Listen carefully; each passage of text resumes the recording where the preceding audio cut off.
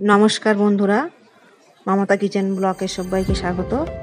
আবারও চলে এলাম একটা নতুন রেসিপি নিয়ে, চিংড়ি ভেন্ডির চটপটা।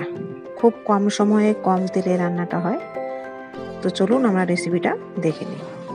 আমরা চিংড়ি মাছটা ভালো করে কেটে ধুয়ে বেছে নিয়েছি, এবার ভেজে নেব। ভাজা হয়ে গেলে লম্বা লম্বা করে ভেন্ডি কেটে নিয়েছি। তো এবার কড়াইতে তেল দেব, দিয়ে কালো জিরে ফোড়ন দেবো, শুকনো লঙ্কা কাঁচা লঙ্কা ফোড়নও দেবো, পেঁয়াজ দেবো, আদা বাটা দেবো, রসুন বাটা দেবো, জিরে গুঁড়ো, ধনিয়া গুঁড়ো, গুঁড়ো লঙ্কা, সঙ্গে একটু টমেটো কুচিও দেবো। দিয়ে ভালো করে আমরা মশলাটা কষাবো বন্ধুরা। কষিয়ে যদি মনে করেন মশলার গায়ে লেগে যাচ্ছে, একটু জল দিয়ে ভালো করে কষাতে পারেন। কষিয়ে মশলার গায়ে যখন তেল ছেড়ে দেবে, আমি ভেন্ডিটা দিয়ে দেবো। দিয়ে ভেন্ডিটা ভালো করে নেড়ে চেড়ে ভেন্ডি ভালো করে কষিয়ে নেব বন্ধুরা। কষিয়ে নিয়ে তারপরে চিংড়ি মাছটা ওর উপরে দিয়ে দেবো।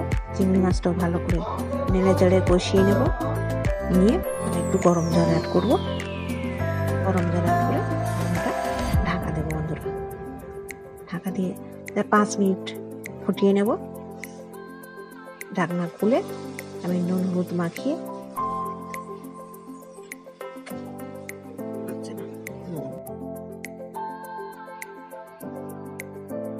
বন্ধুরা চিংড়ি ভেন্ডির চটপটা দিয়ে ভাত রুটি দুটোই খেতে পারবেন।